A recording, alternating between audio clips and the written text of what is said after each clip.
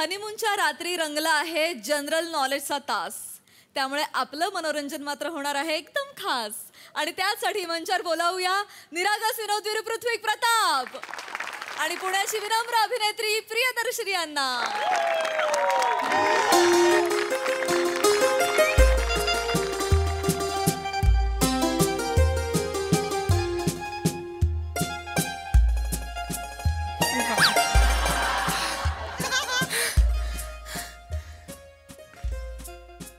प्रसाद sir, हाँ हम एक बार जीते हैं, बर एक बार मरते हैं और शादी भी एक ही बार करते हैं. गेस करा मी कुठे आहे. गेस करा. हंसांवरती बॉडी स्प्रे मारलायस म्हणजे हनीमून. ओंकार राऊत याला म्हणतात अनुभव. याला म्हणतात अनुभव. सर करेक्ट ओळखलेलं आहे तुम्ही. लग्न झालेलं आहे, हनीमूनला आलेलो आहे. Yes yes correct. माझ्यासाठी अचीवमेंटच आहे. 30 वर्षांनंतर माझं लग्न झालेलं आहे आणि मी खूप खुश झालेलो आहे. अरेंज मॅरेज केलेलं आहे सर. Arrange marriage. कारण तुम्हाला सांगतो सगळ्यात जास्त सुख अरेंज मॅरेजमध्ये असतं. सरप्राईज असतं अरेंज मॅरेज म्हणजे. आपण नाही का फिरायला जाताना अनोळखी ठिकाणी फिरायला जातो का? कारण अनोळखी जागा आपल्याला जास्त सरप्राईज करतात नाही का. एक्झॅक्टली लव्ह मॅरेजपेक्षा अरेंज मॅरेज तसंच असतं. ते जास्त सरप्राईज करतं. लव्ह मॅरेज नाही करत सरप्राईज. बंदी आणली पाहिजे सरकारने लव्ह मॅरेजवर. काय झालंय? 4 जणी सोडून गेल्या. 4 जणी सोडून गेल्या.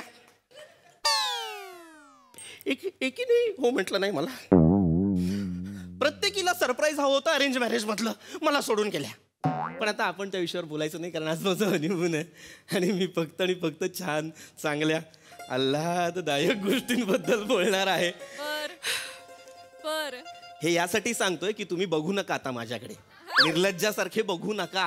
हा मला महत्वाचं काम आहे. मी आता बिझी होणार आहे. खिडक्या बंद असल्या म्हणून काय झालं, पडदे पण बंद करायला हवेत. एकाने तरी नजर हलवा रे. एकाने तरी नजर हलवा. एकाने तरी नजर हलवा.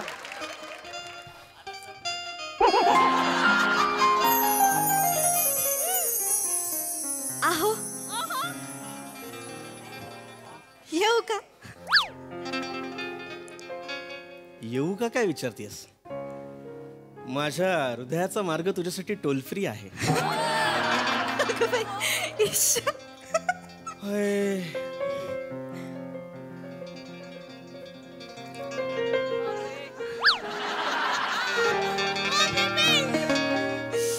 तेरी आंखों की नमकीन मस्तियां,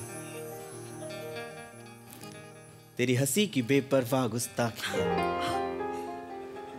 तेरी जुल्फों की लहराती अंगड़ाइयां ना भूलूंगा मैं जब तक है जान, जब तक है जान, जब 13 नोव्हेंबर 2012.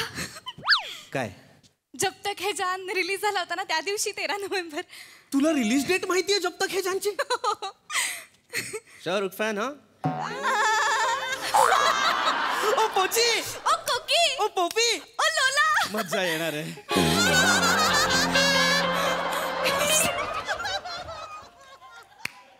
मज्जा येणार आहे. मज्जा येणार आहे. आवडी निवडी जुळलेल्या आहेत. आता धमाल येणार आहे. प्रिया डोळे बंद कर ना.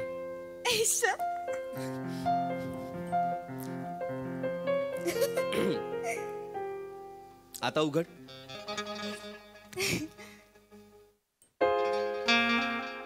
गुलाब आवडतं ना तुला? तुझ्यासाठी आणलंय. आणि एवढंच नाही, हे बघ पाकळ्या पण आणलेल्या आहेत. या पाकळ्या घ्यायच्या, याच्या बेडवर असतात. नाही नको नको नको नको नको. का? त्याच्यामध्ये बारीक बारीक किडे असतात. नको. किडे तर माझ्यात पण आहेत आज. नाही आहेत. हे बघ, हे बघ, बघितलेत मी. नाही आहेत किडे. हे बघ. आहो तसं नाही. सूक्ष्म जीव असतात ते डोळ्यांना दिसत नाहीत ना. ते तुम्ही चाफा का नाही आणलात? कारण चाफा बोले ना चाफा चाले ना. बी नाही, रोप, चाफ्याचं रोप ते लावायचं. नाही कवी बींची कविता आहे ना, नारायण मुरलीधर गुप्ते त्यांची कविता आहे, म्हणून कवी बी. अच्छा, ही त्यांची कविता आहे का? मला माहित नाही, मी फक्त ऐकली होती. म्हटलं शायनिंग मारायला तुझ्यासमोर म्हणावी म्हणून म्हटलं. अहो, काय होतं ना, म्हणजे गुलाब छानच आहे, पण चाफ्यामध्ये परागकण नसतात ना, तर मग किडे येत नाहीत, काही कीटक नाहीत, मधमाशा नाहीत, सगळे फिरकतही नाही कोणी, त्याच्यामुळे चाफा मी म्हणत होते. हो का? अवधीमध्ये म्हण सुद्धा आहे, माहितीये तुम्हाला, मी सांगते. चंपा तेरे गुण है तीन, रंग रूप और वास, अवगुण तुझमें एक ही, भंवर नाय पास. किती माहिती आहे तुला. तुम्ही चाफा आणायला हवा होतात. पण मग आता या गुलाबाचं काय करू? काय माहिती, गुलाब राहू देत, पण चाफ्याचं काय माहितीये का, कामदेवाची जी आवडती फुलं आहेत ना, त्याच्यामध्ये पण चाफा एक आहे. आणि आज तर आपल्याला कामदेवाची आराधना करायची, तर तुम्ही चाफा आणायला हवा. अगं बाई, अहो संपला बेड. कामदेवाची आराधना काय? बरीच माहिती आहे तुला. ते आपलं असं ज्ञानसागरातले 4 थेंब आहेत, म्हणजे मला खूप काही माहित नाहीये. म्हणजे ज्ञानसागरामध्ये अजून मला डुंबायचं आहे. मी आतापर्यंत वाळूपर्यंतच पोहोचले असं मला वाटतं. असं जस्ट आठवलं म्हणून सांगितलं. पण आता चाफा आणखीन एक गंमत सांगू तुम्हाला, सांगते. हे गुलाब, हा. हे गुलाब, हे गुलाब तुम्हाला कसं दिसतंय? तुझ्यासारखं. फालतू शिशी, हे गुलाब कसं दिसतंय सांगा ना.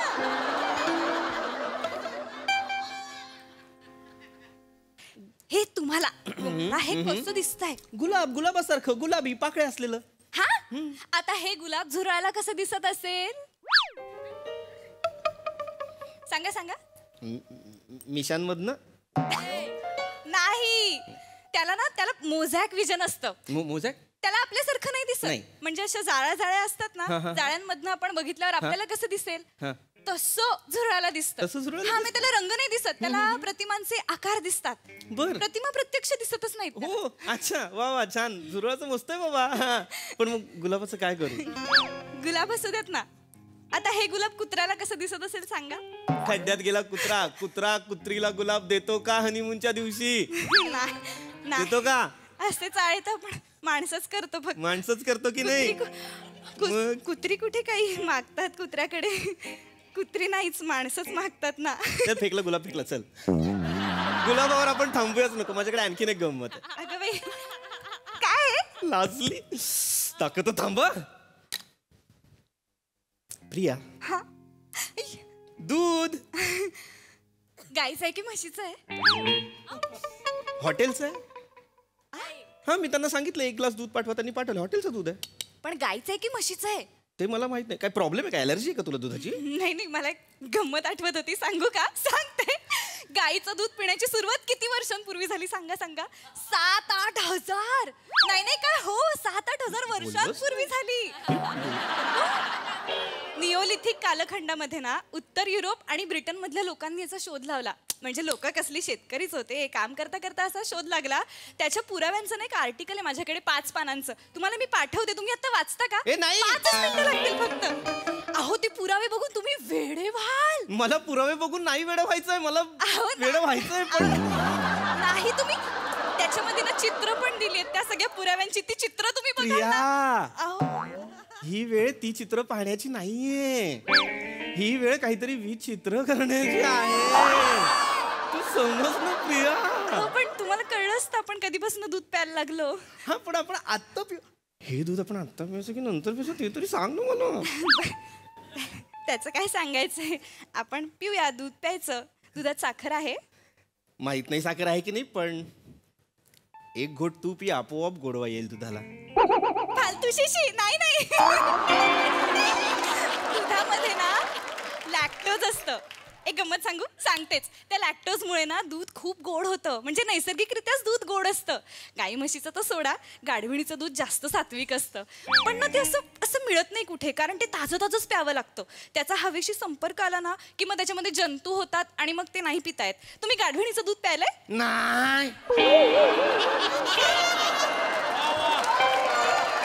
नाही प्यायलो मी गाढविणीचं दूध.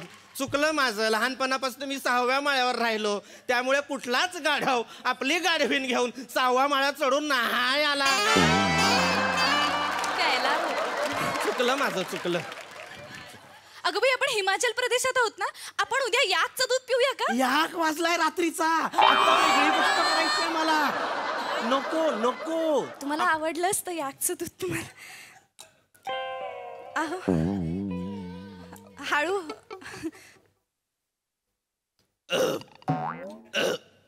दूध संपलं, विषय संपला. आता आपण दुधावर बोलायचं नाही. आता काही हे झालं. कशावर बोलायचं मग आता? आपण हनीमून वर बोललं पाहिजे ना प्रिया. बरं. अरे आपला हनीमून आहे प्रिया. ही जी एक्साइटमेंट मला आहे ती तुला पण येऊ दे ना प्रिया. नाही, मला आहे की हो एक्साइटमेंट. मला तुम्हीच टाइमपास करताय. मी तर रेडीच आहे कधीपासून. मी टाइमपास करतो. होय, हनीमूनवर बोलायचं. हनीमून वर बोलूया. हनीमून हनीमून या शब्दाची सुरुवात खूप खूप वर्षांपूर्वी झाली. हनीमून वर बोलूया म्हणजे व्याख्यान नाही. हनीमून वर हनीमून मुळात हनीमून रे बोलायचा नसतो, करायचा असतो. हनीमून करायचा असतो. फरक आहे. अहो. कोणती परीक्षा? लेखी परीक्षा. फरक आहे, फरक आहे प्रिया. मला माहितीये फरक आहे. मग मला माहितीये हनीमून करतात. हा. नर मादी एकत्र आले की हनीमून करतात. Yes, yes. पण काही सगळे हनीमून करत नाही. टुक टुक टुक टुक टुक. मग एक इकडे म्हणजे म्हणजे एकपेशीय प्राणी असतात ना, त्यांच्यात नरमादी नसते, ते कुठे हनीमून करतात? एक गंमत सांगते. अमिबा असतो ना, अमिबाला प्रजननासाठी अमिबाची गरजच पडत नाही. म्हणजे दुसऱ्या अमिबाची गरजच पडत नाही. तो सगळं काही एकटाच करत असतो. गेली 30 वर्ष मी अमिबा सारखाच जगतोय.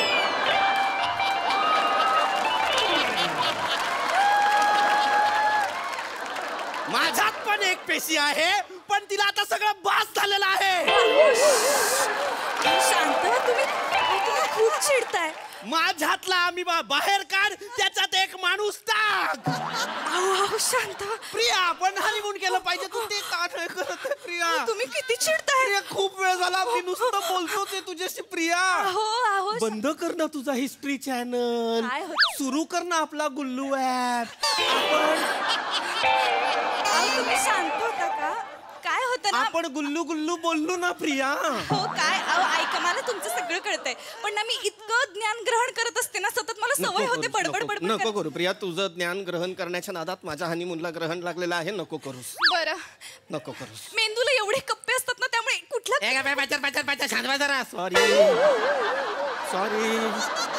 सॉरी प्रिया, मला नव्हतं ओरडायचं, पण प्लीज हनीमून सोडून बाकी सगळं होतं. आपण हनीमून या विषयावर बोलूया ना प्रिया. प्लीज प्लीज हनीमून, माझ्यासोबत तुझा हनीमून. घरचे पण सतत बोलत असतात त्याच्यावर.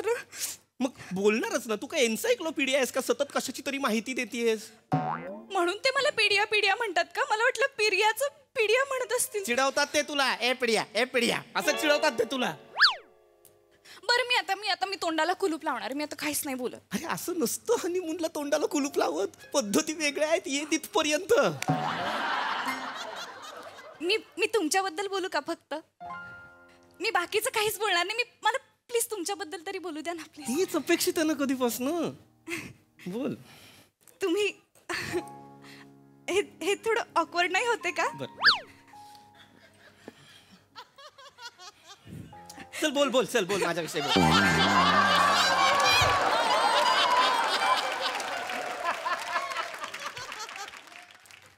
तुम्ही मला विचारलंच नाही की मी तुम्हाला का पसंत केलं.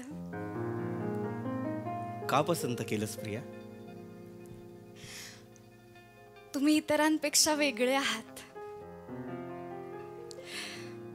तुमचं नाक खूप युनिक आहे. I know. बरेच लोक मला म्हणालेत तुझं नाक खूप सुंदर आहे. निअँडरथल जमात जेव्हा प्रगत होत होती, त्याच्या आधी एक जमात नष्ट झाली होती. तुमचं नाक सेम त्यांच्यासारखं आहे. बुकडी बक्कल. बुकडी बक्कल जमातीसारखं नाक आहे माझं. अहो, मला आवडते ती जमात, खूप आवडते. अरे पण बुकडी काय पाषाण युगात होता. पण तुझ्या आई वडिलांनी आपल्याला इथं काय दगडावर दगड घासून ठिणगी पाडायला पाठवलंय. बुकडी बघ काय आहे ही जमात ही काय जमात आहे ज्याच्यासारखा दिसायला लागलोय मी आता हळूहळू. अहो पण तुम्ही खूप आवडतं मला तुमचं नाक बुकडी बक्कल मला खूप आवडतं. अरे पण मी नाही ना बुकडी बक्कल प्रिया. ही काय आहे ही जमात. तुम्ही चिडू नका ना तुम्ही मी छान वाटण्यासाठी बोलले. छान वाटण्यासाठी बोलीस. सॉरी ठीक आहे. सॉरी हम्म. सॉरी हा शब्द कुठनं आला माहितीये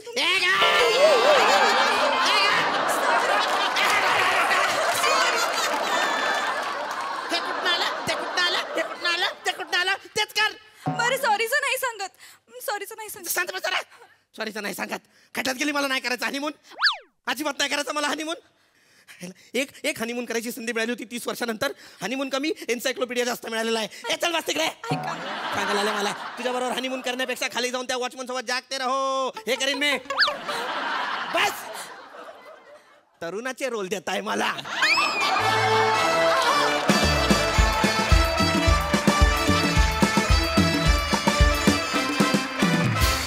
नाही शिशी फालतू असं मी नाही म्हणणार आहे कारण भारी झाला परफॉर्मन्स. काढा मजा आ गया. हा सरसी काय म्हणणं या बुकडी बक्कल नाकाविषयी प्रसादा. अप्रतिम. विनायक पुरुषोत्तमचं कौतुक, त्याची संकल्पना होती. आणि एक सिद्धार्थ पवार नावाचा लेखक इथे हजर असताना दुसऱ्या पवारचं मला कौतुक करता येतंय हा एक चांगला योगायोग. अभिजित पवार हे आमच्या लेखकाचंही कौतुक. अभिजितचं नुकतंच लग्न झालेलं आहे. यात सगळं आलं. फार अप्रतिम मस्त सादरीकरण होतं. दोघांनी धमाल आणली. प्रिया फार गोड दिसतेस आणि फार मस्त कॅरेक्टर प्ले केलंस. मजा आली, खूप मजा आली. ट्रिकी होतं ते कॅरेक्टर कारण त्या इन्फॉर्मेशनचा कंटाळा येऊ न देता ते सादर होणं गरजेचं होतं आणि ते तू 100% निभावलंस. मजा आली. पीपी मला असं वाटतं तू या मंचावरचा अमिबा आहेस. विनोदाचं प्रजनन होण्याकरता तुला पार्टनरची गरज कधीच लागत नाही. वा वा वा दादा. तुझ्या प्रत्येक पेशीत दर्जेदार विनोद दडलेलाच आहे. अप्रतिम, फॅन्टॅस्टिक, खूप क्लीनली सादर केलंस तू हे स्किट. मजा आली. Wonderful wonderful. Sai superhit performance होता. पीपी किती नशिबान असतं ना कोणीतरी ज्याला आपल्या आवडत्या हिरोचे डायलॉग्स त्यानिमित्ताने स्किटमध्ये म्हणता येतात आणि त्याचा पुरेपूर फायदा आणि एन्जॉयमेंट तू घेत होतास प्रत्येक शब्दाची. याचा खूप आनंद आहे. ते आम्हालाही ते ट्रान्सलेट होत होतं. प्रिया आज सूरच इतका गोड लागला होता कॅरेक्टर सारखाच आणि ते शिशी फालतू खूप आवडलं. प्रत्येक डायलॉगची डिलिव्हरी फार अमेझिंग होती. तुझी बॉडी लँग्वेज अमेझिंग होती. सगळंच छान होतं. खूप आवडलं. आपल्याकडे हनीमूनच्या प्रहसनांची एक हिस्ट्री आहे. त्याचा आब राखून तुम्ही परफॉर्म केलं. किंबहुना मी असं म्हणेन की ही धुरा आता तुम्हाला सोपवायला हरकत नाही. I think you guys are ready. मस्त झाला परफॉर्मन्स. We loved it. वा वा वा सई क्या बात है.